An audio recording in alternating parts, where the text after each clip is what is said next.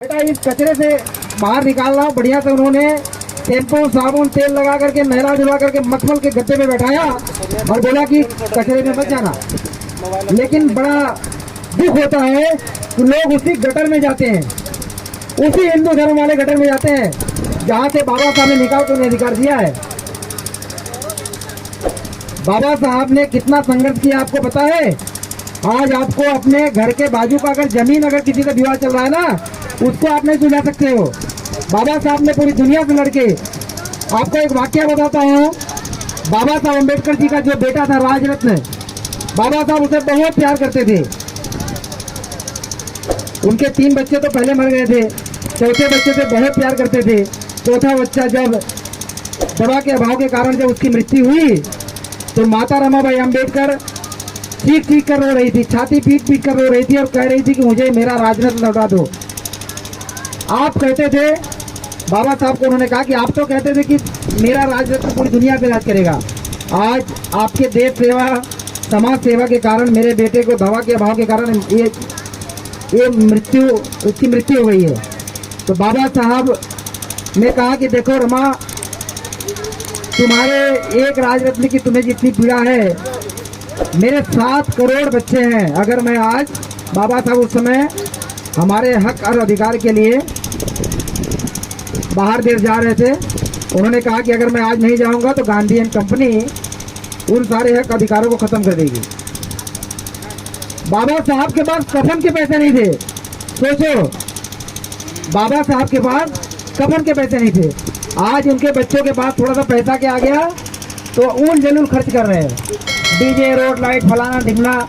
और अभी एक बहुत भिक्षु को बोल दो कि 100-200 दान देना है ना, तब उनके पास पैसे नहीं रहते हैं। ये बहुत भिक्षु कहाँ से आए पता है? गाजीपुर से, करीब 80 किलोमीटर दूर से हमारे बीच में चल के आए हैं। हमारे आपके लिए उन्होंने अपना जीवन कुर्बान किया है। क्या हमारी आपकी जवाबदारी नहीं बनती है क्या हम उन्हें कुछ आर्थिक मदद करें? बनती कि नहीं बनती है? ये शादी होने के बाद क्या आपको लगता है कि दूसरे किसी पद्धति से शादी होने की जरूरत है? नहीं। महिलाओं को मैं कहना चाहता हूँ, महिलाओं को पुरुषों के बराबरी का अधिकार नहीं था। पुरुषों के पैर की जूड़ी जूते की एड़ी के बराबर समझा जाता तो नोक की बराबर। बाबा साहब ने आपको पुरुषों के बराबरी का अधिकार दिया।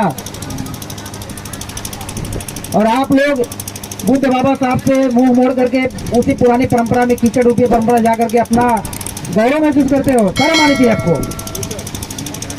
अभी यहाँ से जाने के बाद लोग वहाँ नौटंकी करेंगे।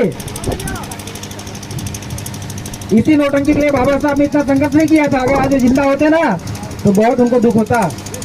तो मैं निवेदन करूंगा इन दोनों जन से, अगर तुम सही में बाबा साहब अम्बेडकर जी के विचारधारा को इतना भी मानते हो ना, उस नौटंकी में शामिल होने मत जाना।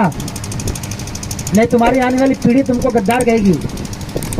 ये सब नौटंकी नहीं हो रहा। अभी तुम्हारे घर वाले यहाँ से ले जाएंगे, महिलाओं को जानकारी नहीं है, ले जाएंगे, फिर वहीं बैठा देंगे, बोलेंगे 7 बार घूमो।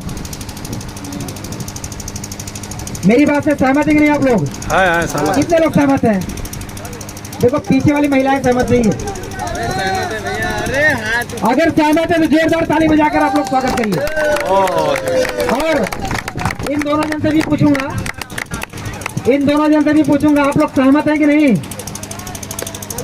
अरविंद, आप लोग सहमत हैं कि नहीं मेरी बातों से? अगर मैं गलत बोलता हूं तो मत समझना। वंदना, सहमत हो कि नहीं? देखो अभी ये वो बोल रही, पता नहीं हाँ है ना, सोच लेते हैं। हाँ, बोल रही है।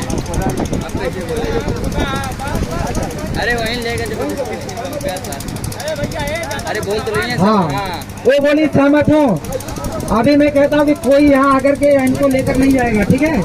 ये शादी इनकी यहाँ संपन्न हो गई है। इनकी शादी यहाँ पर हो चुकी है। सभी ताली बजाइए। अब इनको कोई भी यहाँ वहाँ लेकर के जाएगा नहीं।